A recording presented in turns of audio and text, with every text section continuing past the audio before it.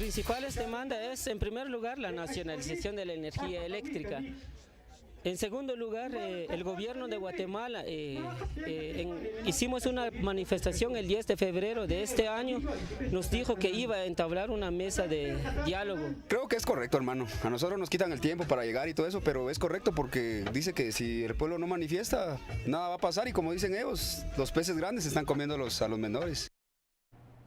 Escuchábamos las declaraciones tanto de los participantes de las protestas como de aquellos que también tuvieron que esperar en las colas. Vemos también, escuchamos el rechazo del cobro de la energía eléctrica que, bueno, esto origina en muchos lugares, en muchos departamentos del país. Tanto el organismo legislativo como el ejecutivo recibieron a comisiones, a representantes de estas manifestaciones y les ofrecieron nuevamente una mesa, 2 meses, pues negociar, dialogar, pero esta comisionitis no es nueva también, Philip, y al parecer, si como mencionábamos en el bloque anterior, hay temas que ya van caminando y otros que no se pueden pues hacer nada.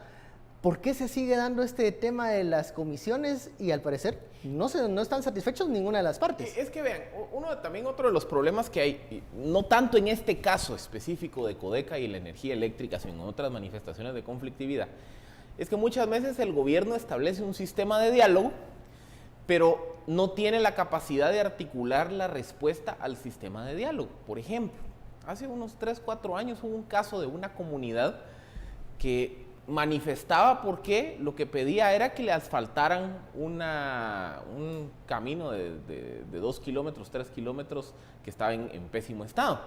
Entonces, y como había empresas de una minera, si no estoy mal, en la cercanía, la comunidad pues utilizaba un poco el rechazo a la empresa para generar o para trasladar su necesidad de que le pavimentaran la carretera.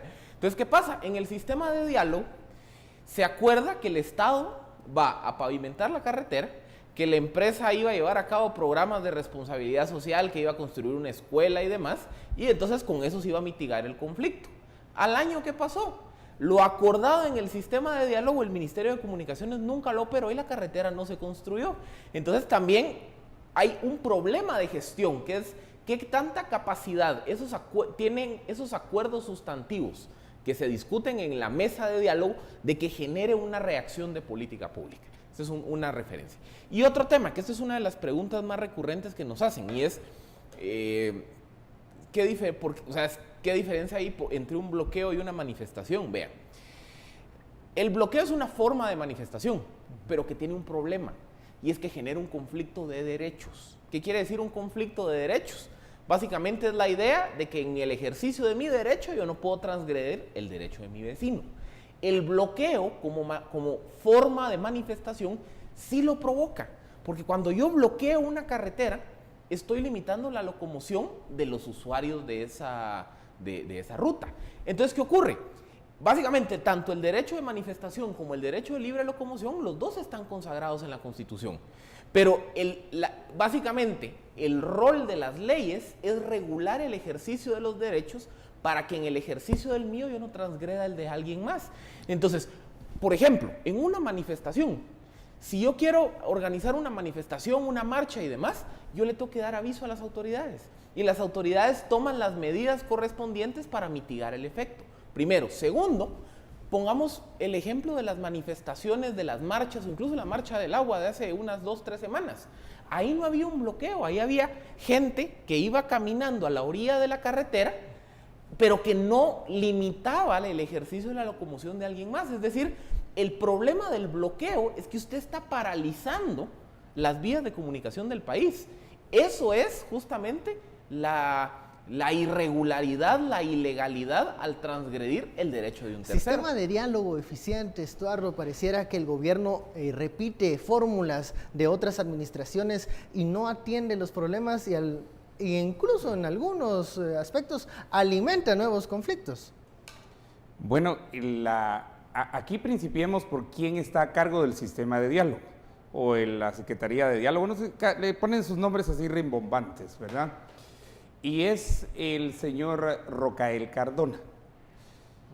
Para quienes pues no tengan memoria, es el célebre señor que promovía el canal interoceánico, al final el cual cayó... El finado proyecto. El finado proyecto que cayó en desgracia y hasta ahí hubo gente que fue a parar a la cárcel, 46 municipalidades que iban a ir del Pacífico al Atlántico, o el canal interoceánico.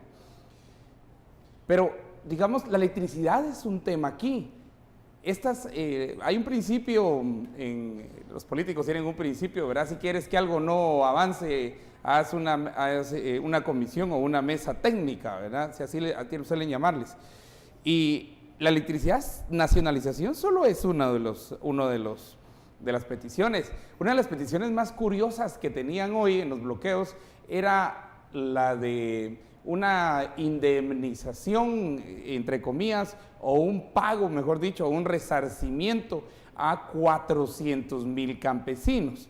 Solamente yo estaba haciendo cálculos en la mañana, si tomamos el salario mínimo, ¿verdad?, rural como base, y se le pague eso por un año, son aproximadamente como 10.500 millones lo que están pidiendo para estos 400,000 campesinos. Aparte el 15% de tierra cultivable para sembrar maíz. Sí, que era una de las peticiones por soberanía y seguridad alimentaria, decían los integrantes de estas manifestaciones. Vamos a nuestra segunda pausa. Ya sabe, envíe sus comentarios, opiniones con el numeral SF Bloqueados. Volvemos.